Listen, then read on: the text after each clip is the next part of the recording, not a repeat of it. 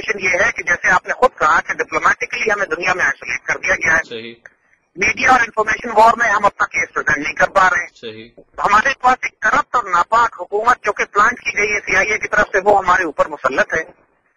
اور ہمارا میڈیا پوری طرح پینیٹریٹ کیا جا چکا ہے جو قوم کو مایوس کر رہا ہے. اس صورت میں فوج اور قوم کے درمیان ایک ڈسکنیکٹ ہو گیا ہے. پچھلا جو وقت ہم نے گزارا ہے اس دور میں بھی خاص طور پہ ٹرائبل ایریاز آپریشن کی وجہ سے، وار آن ٹیرر میں جو امریکہ کا ساتھ دیا ہے اس کی وجہ سے فوج کے بارے میں بدگمانی پیدا ہو گئی ہے قوم کے درمیان دل میں.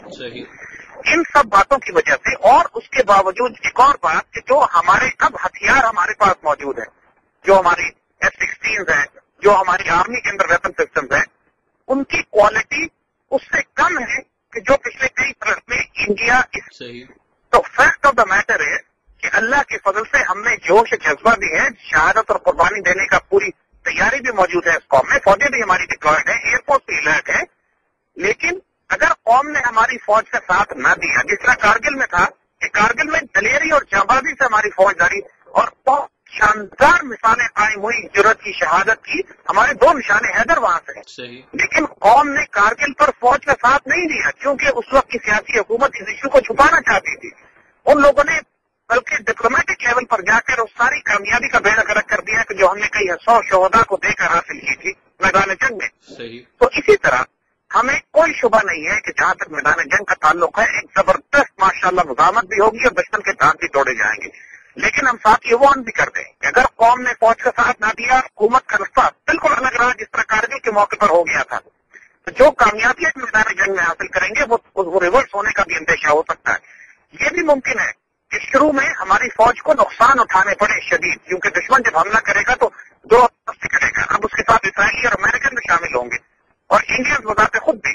یہ ہمارے لیے خطرناک صورتحال ہے. اس میں پاسبلٹی ہے کہ ہمارے جہازوں کو، ہماری ایئر فورس کو ڈس ایڈوانٹیج ہو. یہ پاسبلٹی ہے کہ ہمارے اوپر دشمن کے طیاروں کی، ہماری گراؤنڈ فورسز کو نقصان اٹھانا پڑے. ہماری نیوی کو شاید چوٹ آئے کیونکہ ہمارے پاس اس لیول کے سرفس فلیٹ نہیں ہے جس لیول کا سرفس فلیٹ اسرائیلی، انڈینز یا امریکن کے پاس موجود ہے. امریکن جس طرح اس وقت اسرائیل کی پوری مدد کر رہے ہیں غزہ میں حملہ کرنے پر، پوری اسرائیل کی کو ڈپلومیٹک، پولیٹیکل اور ملٹری سپورٹ دی جا رہی ہے، اسی طرح پاکستان کے خلاف حملے میں بھی امریکن انڈینز کو سپورٹ دیں گے.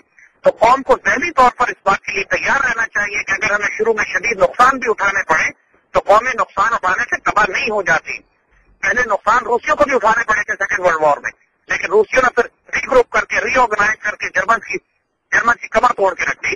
تو پاکستانی قوم جو غلطیاں کر چکی ہے، اس میں بہت زیادہ ممکن ہے کہ ہمیں شروع میں بڑے کفارے دینے پڑے، بڑی شہادتیں ہوں، بڑی جانبازی اور جانفروشی کے مظاہرے کرنے پڑے.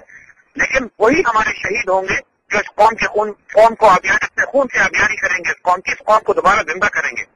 نقصان اٹھانا کوئی ایشو نہیں ہے.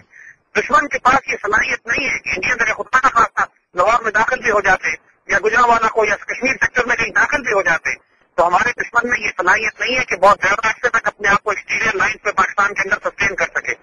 ہم کو ایک جنگ کی حکمت عملی تبدیل کر کے ایک گوریلا وار، ایک ایسیمیٹرک وار، دشمن کی سپلائی لائنز کاٹ کے اس کو گھیر کے اس کو مارنا ہے. اور ہم اللہ کے فضل سے ان پر 1000 سال حکومت کر چکے ہیں. کوئی ایشو ایسا نہیں ہے کہ ہم ان کو شکست نہ دے سکیں. لہذا ظاہری طور پر تھوڑی دیر کی اگر شکست ہو بھی جاتی ہے، چوٹ لگتی ہے، تو یہ کوئی مایوس ہونے والی بات نہیں ہے.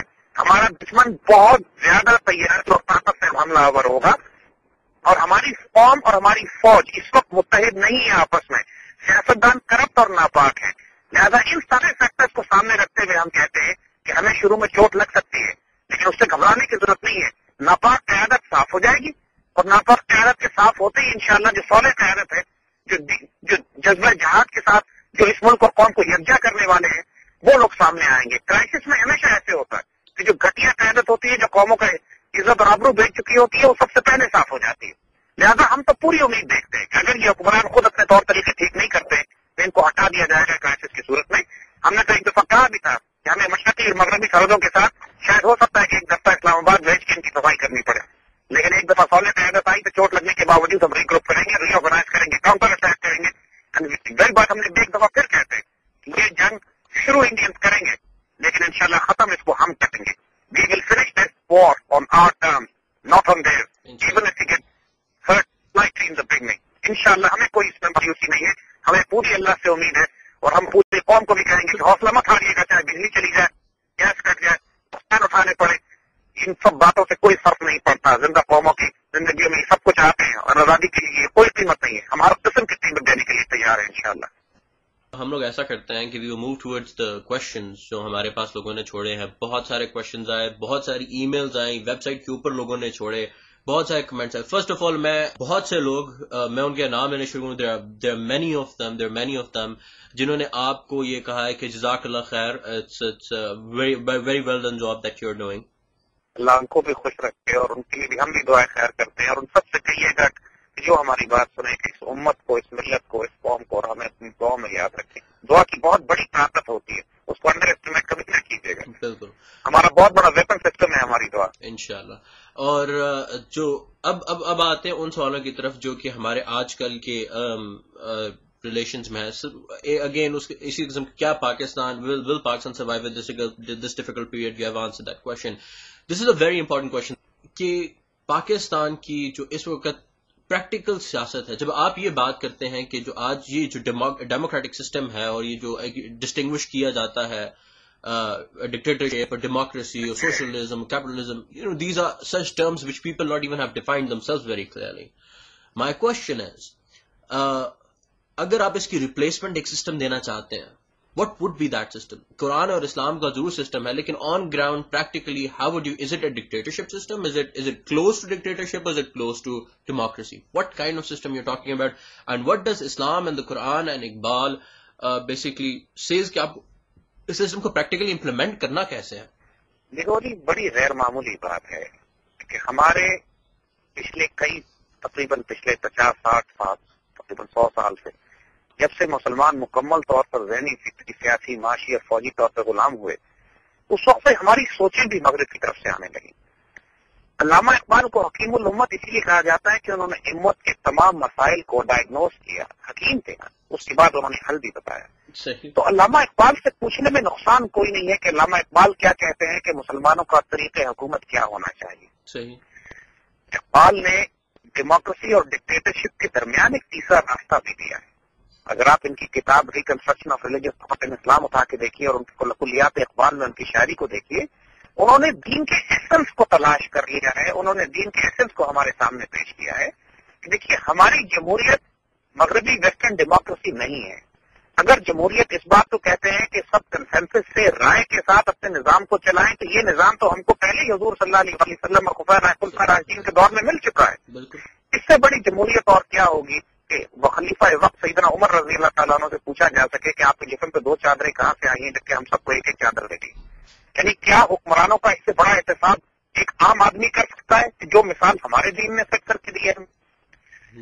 और अल्लामा इकबाल ने इसके लिए जो लफ्ज इस्तेमाल किया है वो उसको स्पिरिचुअल डेमोक्रेसी कहते हैं, रूहानी जमहूरियत। रूहानी जमहूरियत वो होती है कि जिसमें इंसानों को, इस वेस्टर्न डेमोक्रेसी को इन्होंने कहा इकबाल ने कि ये वो जमहूरियत है जिसमें इंसानों को गिना करते हैं, तोला नहीं करते।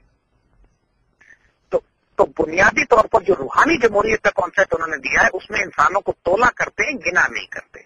सही। यानी ये वो कॉन्सेप्ट है जिसके अंदर देखिए आम तौर पर it will work in a very simple way. For example, आप माशरे के आला तरीन 5 अफराद ले लीजिए मिसाल के तौर पर, take the finest 5 people of this country. I am giving you one example. For example कि उस जमाने में भी इनको अपॉइंट किया गया था। मिसाल के तौर पर सैयदना उमर सैयदना अबू बकर रज़ी अल्लाह तआला अन्हु ने, सैयदना उमर ने क्या किया कि 5-6 आदमी अपॉइंट कर दिए, खुद ही अपॉइंट कर दिए कि they are the finest people, जिसपे पूरी कौम का कंसेंसस है कि ये दीन, ईमान, intellect, efficiency, integrity, honesty, bravery, करेज, क्या ऐसे अफराद हमारी मुल्क कौम में नहीं है? बिल्कुल। ऐसे चंद अफराद को लेके उन्होंने कहा कि ये तुम्हारे 5-7 अफराद हैं। अब पूरी कौम से कहा कि इन 5-7 में से जिसको चाहो सेलेक्ट कर लो। सही। अब देखिए होता क्या है, अब आप पूरी कौम से बेशक इंतखाबात करवा दीजिए, उन 5 के अलावा छठा कोई नहीं आएगा। इस किस्म का एक सिस्टम ईरान ने अपनी तरफ अप्लाई करने की कोशिश की है। ईरान में गार्डियन काउंसिल बनाई है उन्होंने, एक ऐसी काउंसिल जिसका अपना कोई वेस्टेड इंटरेस्ट नहीं है हुक्मरानी और हुकूमत में, और वो प्रेसिडेंशियल कैंडिडेट्स को वेट करती है। सही। वो वेट करने के बाद जिन लोगों की सारी माल और दौलत, जायदाद, रिश्ते हलाल, उनकी सारी जिंदगी को सामने रख के वो कहते हैं हाँ ये इस काबिल है कि मुल्क की सदारत या मुल्क की सरबराही के काबिल हो सके। उसमें आम इंसान भी हो सकता है, अहमदी निजात तो आम तरीन आदमी था, और उसके अंदर एक कोई पढ़ा लिखा पैसे वाला कोई शख्स भी हो सकता है। वो मॉरल